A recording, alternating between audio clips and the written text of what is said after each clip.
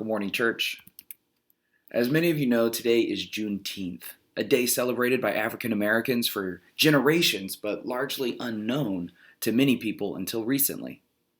Juneteenth is celebrated every June 19th, and it celebrates the day that the last slaves in Texas were told of their freedom after the Civil War. In honor of Juneteenth and the amazing heritage of Black missionaries, pastors, and Christians, I wanted to highlight an amazing man this morning. George Liele, a Black man, was born in 1750 as a slave.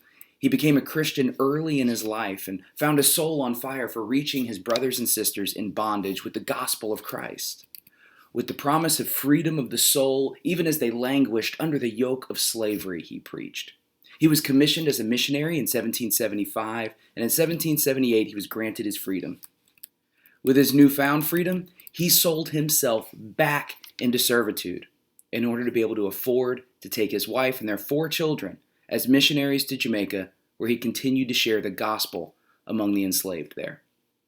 He bought back his freedom, he continued to preach, and ultimately he was responsible for over 8,000 Jamaican Christians in his life.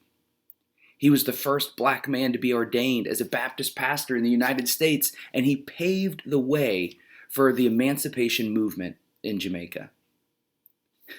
Has there ever been a man who more fully encapsulated Paul's exhortation to the Galatians in chapter 5 of his letter, where he said that it is for freedom's sake that Christ has set us free?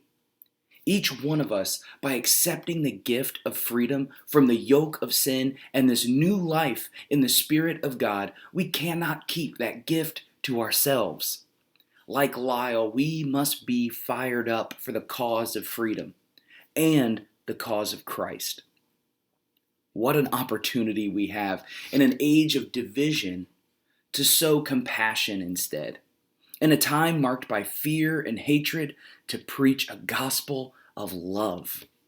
In a time where so many are enslaved to alcohol, drugs, destructive patterns, divisive rhetoric, we can instead be ambassadors of a new way, God's way, a way that breaks the chains of the captives and sets everyone free who will accept his gift of salvation. Go be the church today.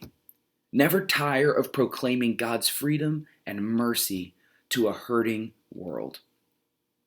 May God's blessings rest on you today, this Juneteenth, and every day after.